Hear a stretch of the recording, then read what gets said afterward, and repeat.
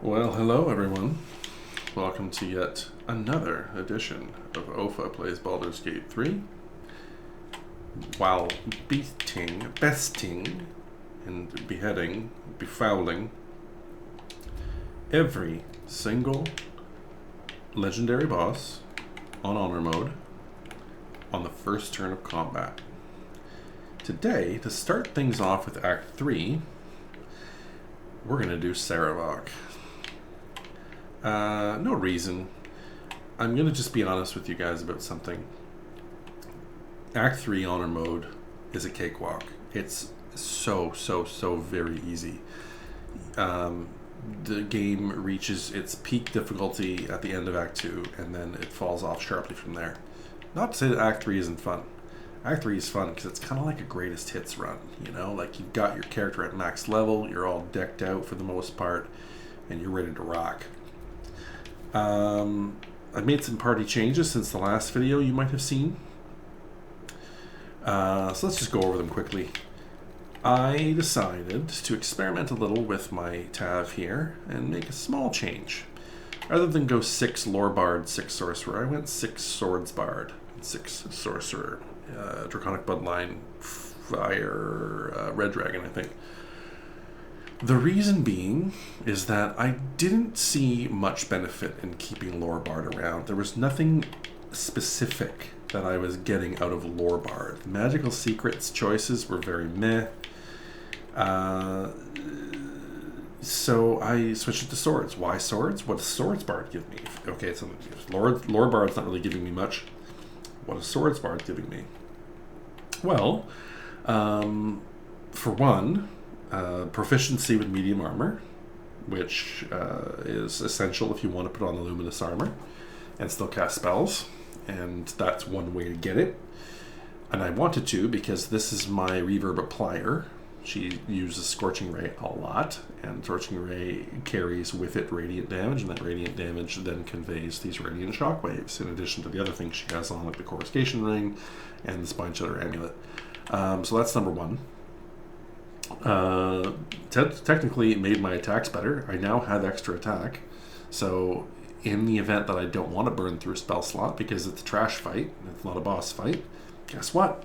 I can do that. I don't want to show my instrument ever. And I get to equip and use these handy hand crossbows and occasionally flourish with them if I need to again. So it makes me a better, more confident, more competent martial-ish character while sacrificing none of my spellcasting power. I still cast Scorching Ray, I still have the Spell Might gloves, I still max it out, I still have the feats that I need to make that really work. Everything is fine. I'm just a little bit better at dealing damage in between explosions, basically. So I don't have to just hold back and cast Firebolt every time. Now I can do other things and contribute just a wee bit. Not that it's even necessary. Let's go over Karlach quickly here at the start of Act 3. And by the way, when I say start of Act 3, just quick run through. I do most of Rivington, aside from any of the legendaries. I just leave them all. I go on a shopping spree. I steal everything that I need. Literally all the magic items just go in my pocket. Because stealing is so easy. And then I get to level 12 along the way from all the exploration XP for the most part, and the odd trash fight here and there. You know, I take care of the squatters in Rivington fight.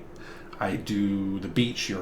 Maybe you saw my beach video where I just did the cool thing with Karlach and the dancing breeze and all that.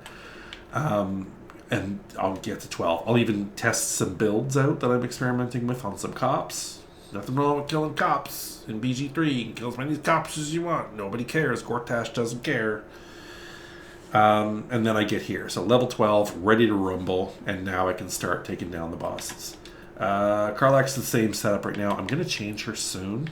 I'm just waiting until I get a hold of a certain couple pieces of equipment, and I'm going to set her up as a heat build. You'll see later. It's something I've been tweaking. But for now, she's still Dancing Breeze, Dex-based Paladin Smiter. This is probably the last fight where the AoE that she does, the crazy AoE that she does, is even going to work. Because after this is just House of Grief and House of Hope, and both of those have some form of radiant resistant, not radiant resistant, what am I talking about here? Radiant retort, where they deal damage back to you for dealing radiant damage, so Smite's no good. So she can probably respec at that point. For now, she's still the same as she was in the last Act 3 video of mine you saw. Had to throw a Gloomstalker Assassin in there. Had to. Gloomstalker Assassin is probably the best damage dealer in the game in Honor Mode. It really depends on how you measure, and it's difficult to really add how much value all of the assassin shit gives you, because it's situational. It doesn't happen all the time, but it happens most of the time. But this is a pretty basic bitch ballist armor Gloomstalker Assassin setup here, with a few things that I think people don't do. Diadem of Arcane Synergy, because it adds more piercing damage. That's what it's there for. And my int is maxed out as my spell casting ability to give me an additional +3 to all my hits, which is what Arcane Synergy does. The boots or whatever, I just put one boots. Freedom of movement, fine. This cloak, not all that necessary. Reducing your crit threshold on an assassin is pointless, because they get free crits as long as you're doing the assassin thing. Crater Flesh Gloves are as far as I know, they're the best and one of the only remaining DRSs that survived Tactician mode when we got an upgrade to Honor. So what they did, all the damage rider sources, DRSs, were taken out of the game. Crater Flesh Gloves were left in. For reasons, I don't know why, but they still count as a damage rider source, which means damage rider / source. They serve as a rider and a source of their own, which means they can have riders stacked on them. The Crater Flesh Gloves don't look like much at first glance until you realize that you're critting all the time as an assassin if you're playing it correctly. It's 2d6 force because it's a crit and it's doubled. And like I said, because it's a damage rider source, all of the crit stacking damage from Dolor Amorous ×2 and the Vicious Shortbow, Dolor Amorous ×3 actually, that's another 21 piercing damage on top of every crit that you get. Doubled for 42, doubled for vulnerability, that's 84. You're getting crazy, right? And that same damage value is added to the gloves in force damage. So needless to say, it can get pretty ridiculous, pretty fast. And I don't usually play Gloomstalker Assassins anymore because they are too broken. Like, they completely melt the fucking game. But just for the showcasing the video and helping you all along, whoever you are watching, it's still in there.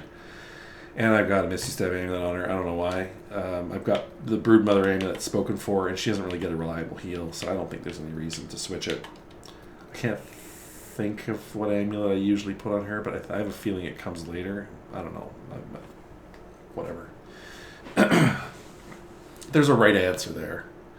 I don't know why, I just can't think of it. Thematically, I guess it's the Paralyzed one that you would want, but that's actually kind of shit because it's just humanoids and it only does it once per long rest. Anyway, and Swords Bard, because why not, right? Isn't totally maxed out yet. Still lots of pieces missing. I'm going to put the Amulet of Greater Health on him. I'm going to put the Hell Dust Gloves on him. But this'll do. This'll do quite well, actually. And I stole the Hell Dusk boots without angering Gortash. So this is all set up here. That's the Act 3 makeup. Probably for the whole way through. I'll tinker a little bit and I'll make some cool stuff that maybe you haven't seen before, but generally speaking, this is it. Let's just fucking get to the fighting. So Sarevok's going to be the first to fall because I just feel like killing him. I don't like him. I don't like his face. I don't like his stupid hat. I don't like his stupid Charlie's Angels here.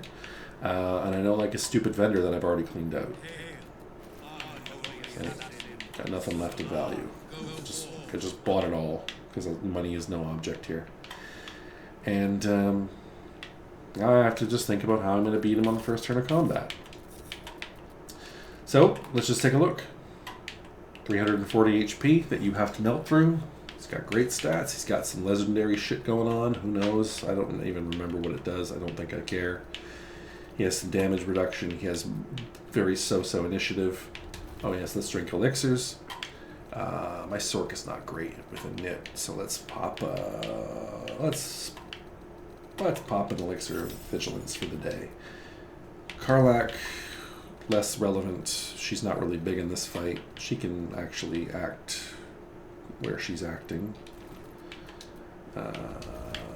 Don't need anything here. Should have a plus 14. Yep, we do. And Starion is a plus 9. That's fine. Any other elixirs I want to drink? I mean, Bloodlust. Yeah. Why bother? This is not a hard fight. I'm not gonna bother. Okay, let's just do the ironic thing and have the assassin kill the fucking big dude, shall we?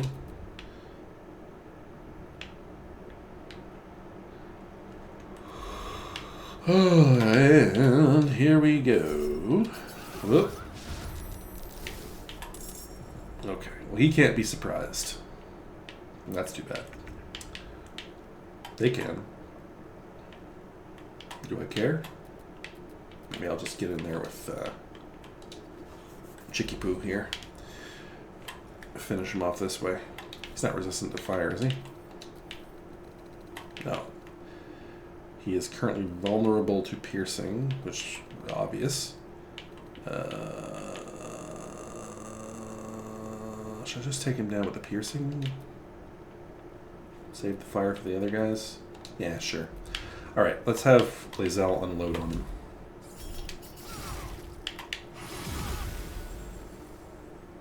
Yeah, sure. I don't know why I took Hellish Rebuke. Oh, another thing I should... Sorry. This is a Gloomstalker Assassin, but I mixed in a level of Great Old One there for the fear. Just to play around with it. I've never actually done it before, so let's see how it goes. Let's actually... No, we can keep them linked. That's fine. Okay. We're not critting here, of course, because this is not a surprise round. I forgot that Sarevok cannot be surprised. But, as you can see, not a huge deal. Oh, he's getting awfully lucky with those fucking rolls. Okay, next we'll get Starion in there. He can do the boom. One more shot should actually do it. And it did. Okay, now Lae'zel still has a job to do. She has movement left. Oh, did I? Yeah. So she can move her ballast armor around and just give people the weakness.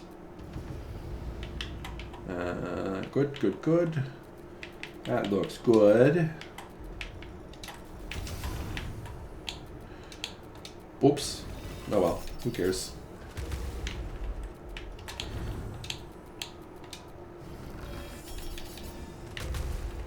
And she had enough movement to get over there. Sure. Yeah, and now he's got the Aura of Murder. I think Astarion's got a shot left. No, he doesn't. He has a spell left, though. Let's let Karlach go in there and finish it off. She's not piercing. By the way, in a ballast armor setup, Shar's Spear of Evening. Ooh, doggy. Does that ever get good here? But we don't have that. We're just going to use what we got. And we're just going to basic attack him. No smites needed. Save resources for later. Step 1 of many. Effortless, damageless. I don't think I took a... Oh, no. No, that's not true. Lae'zel took a little bit of damage there. She took a little bit of boops. A little bit of the boops. And that was inoptimal. Like, I didn't get a surprise round the way I thought, because I forgot that Sarevok can't be surprised.